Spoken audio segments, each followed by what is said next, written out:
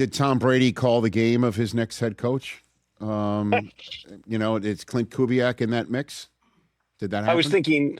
thinking two things here, Rich. One, Tom Brady is watching Clint Kubiak call an absolute masterpiece for the Seahawks.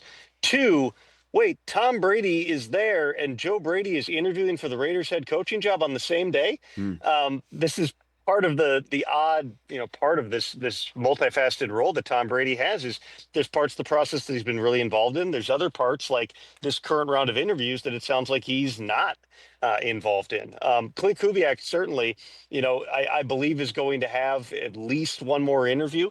Whether or not he actually pursues a job, whether he decides to stay in Seattle, and if they make that worth his while, there's a lot of stuff to sort out. What's so amazing with Clint is, he's on his fifth different team in 5 years. He has bounced around. There was a little bit, from my understanding, that they had to kind of talk him into, hey, come to Seattle, because you can imagine a guy who's got a wife and a family. They're like, how many times are we going to do this consecutively? Well, it hit, and it hit in such a big way that a guy that when the Seahawks hired him, they were certainly not thinking this guy might be one and done here as the offensive coordinator, has very much been in focus. But, the types of jobs we're down to here, Rich, may weigh on some of these things as well. This is not solely to bag on, the Browns, and obviously we've well documented their process and the number of candidates that have said no. But the Arizona Cardinals is a really, let's call it, challenging job with what they have to do and figuring out, probably eating a bunch of cash and cap on Kyler Murray, trying to find a new quarterback, figuring out all the various things of why things went wrong a year ago in a division where you're going up against McVay, Shanahan, and McDonald for the foreseeable future. That's a really difficult job. And then with Las Vegas, I just said it. I mean, you've got Tom Brady, who ostensibly is running the football operation along with John Spytek. That's directly a quote from owner Mark Davis. And yet, people come out of those interviews just going, who exactly is running the building? What exactly what am I looking at here? Tom lives in Miami. How is he co-running the football operations, from 2,000 miles away? Again, and in a really tough division where you're going up against Sean Payton, and Andy Reid and Jim Harbaugh. And then you got Cleveland, which again, we've talked a lot about that. So 3 of the 4 jobs left. I think objectively speaking, in some order, Rich, most people would have ranked out of 10 vacancies, 8, 9, 10. Then you got the Bills. That's probably number 1. They're coming in at a different point here in terms of, some candidates are not available to them. And also, they can't even interview some of the guys, for instance, Clint Kubiak, who's still playing right now. But certainly the fact they've got Josh Allen, that makes it a really, really intriguing job. And I would think that if any of these candidates are in a mix for multiple jobs, Buffalo is going to get the one they want. Last one, Tom. The sources that you speak to, that text you, that reach out to you, that you talk to, that you buttonhole and vice versa, are all talking about what coming out of Championship Sunday, out of those 2 games yesterday?